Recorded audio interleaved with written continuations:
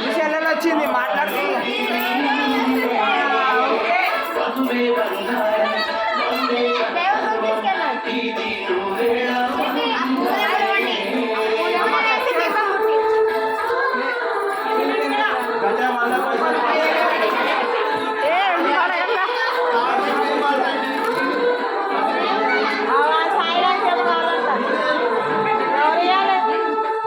ఇంకొన్ని బడి మస్తు టైం ఉన్నాయి, ఇంకా 10 నిమిషాలు టైం ఉన్నాయి.